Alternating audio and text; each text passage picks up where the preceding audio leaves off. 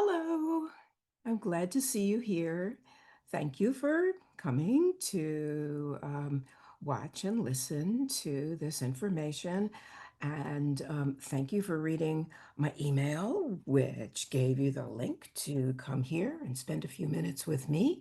So, anyhow, I will try to make this as interesting and informative and maybe even a little bit surprising for you. So, hang on and let's get going. So, in the email that I sent to you, I showed you a picture of this painting and this painting. And with both of the paintings, there was a place where you could click to get more information. So, here's the thing about this painting and this painting. They were both started by looking at this photo. This is an old film photo taken in New Mexico, and I've rephotographed it digitally so that I can share it with you on screen.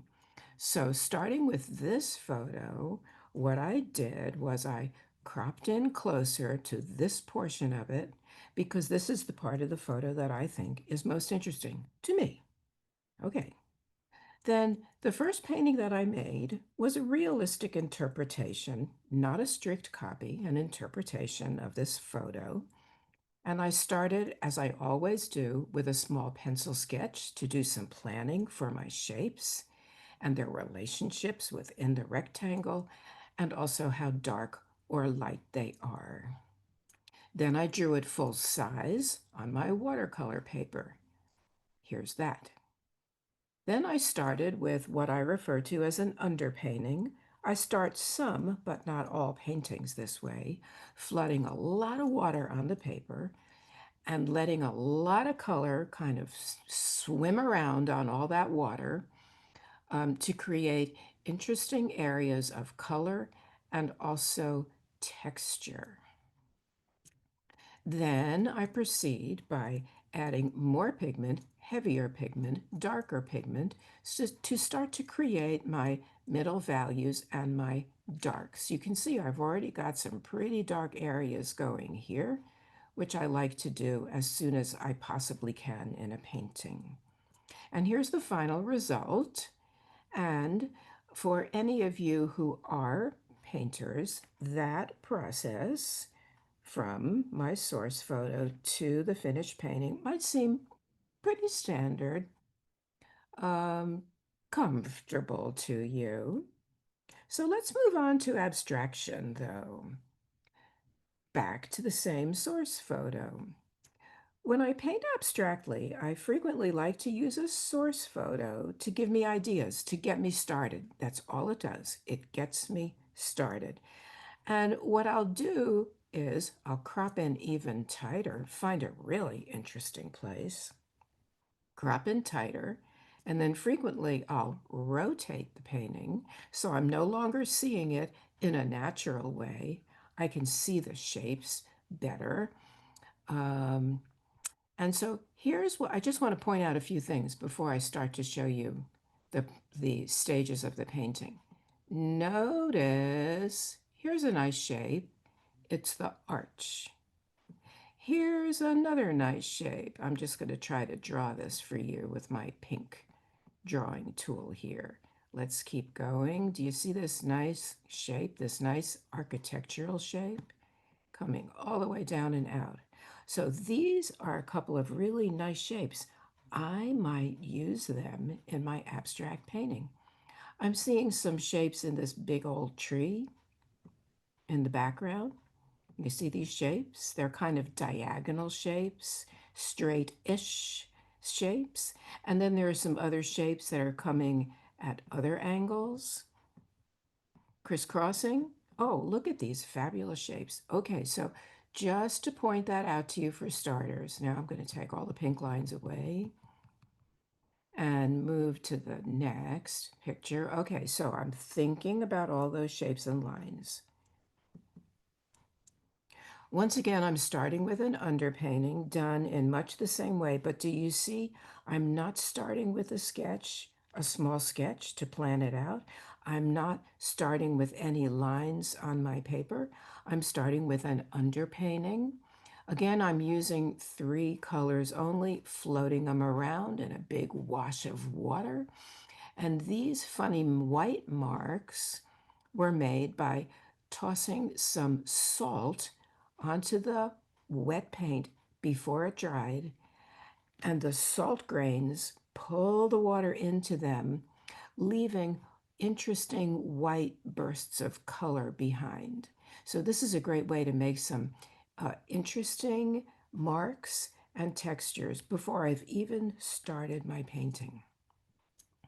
Now I'm going to start with some drawing. So I just want to point out to you, do you see that archway right here that I drew in pink before? And look, here is that edge of the architecture stepping downwards. And here is a shape right here from one of those trees. Here's another one. Here's another one.